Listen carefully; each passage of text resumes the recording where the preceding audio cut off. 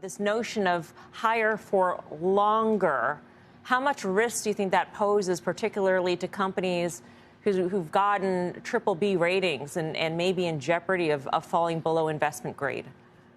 Well, it's great to be back, and I think that credit's definitely going to be in a lot of people's minds for the foreseeable future, because the actions of the Fed are going to have a direct impact on anyone who's holding corporate debt out there, and for a lot of the big corporate debt issuers.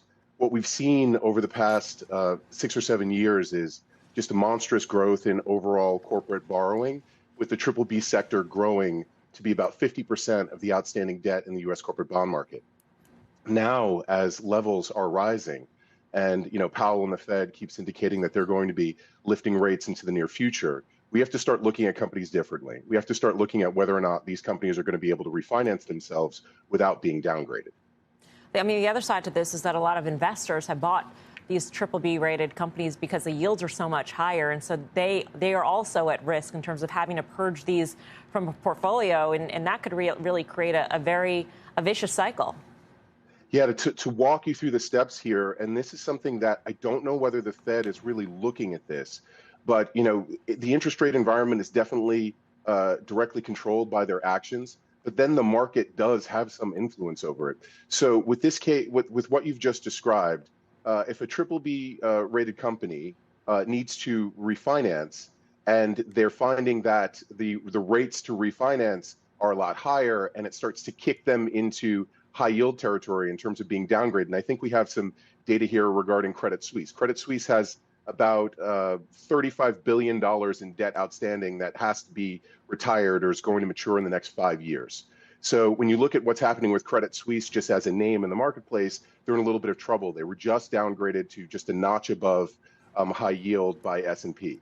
So now looking at the forward forecast, what can Credit Suisse expect in terms of the interest rates they're going to have to pay to refinance that debt? It could kick them into high yield territory, which would mean that all Credit Suisse bonds would have to be purged out of investment grade bond portfolios. And Chris, if you can educate me and all of us here, actually, in terms of, corporate AAA rated investment grade debt, the best debt out there, the best corporate debt out there, even that has suffered terribly this year. So even a portfolio of the highest rated, biggest companies in the United States, they've lost, a third of their value or so in this past year. Are there holders of this debt that will have to somehow do something because they're forced to market these losses?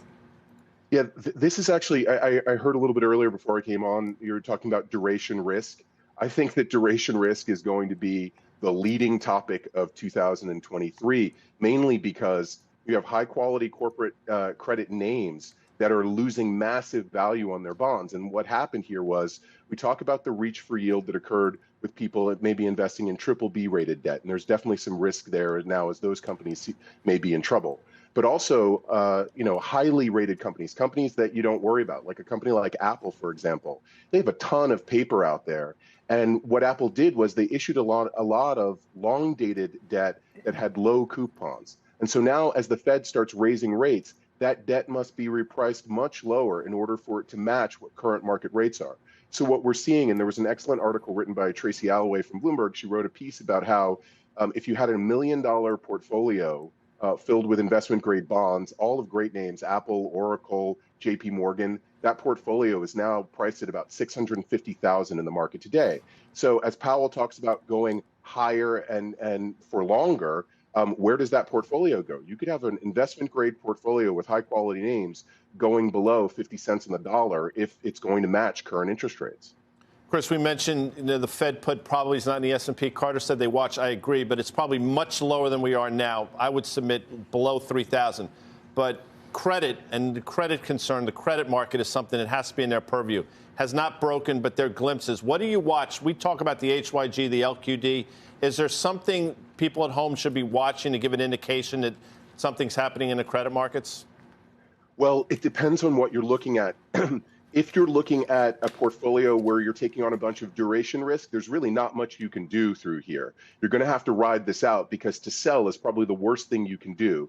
It's just these bonds are now matching the current interest rate environment, and you can't really protect yourself. But I think that what really the Fed should be watching, what the market should be watching, is what's going to happen when a lot of these triple B rated companies have to refinance. If they're refinancing at much, much higher rates, this really puts them in a position in which they're going to be downgraded. If they are downgraded, then the raising of rates is going to not be done by the Fed. It's going to be done by just this onslaught of cheap credit that's going to be available in the marketplace, which then creates even larger problems for other issuers because they're going to have to offer really attractive interest rates to attract any sort of investors.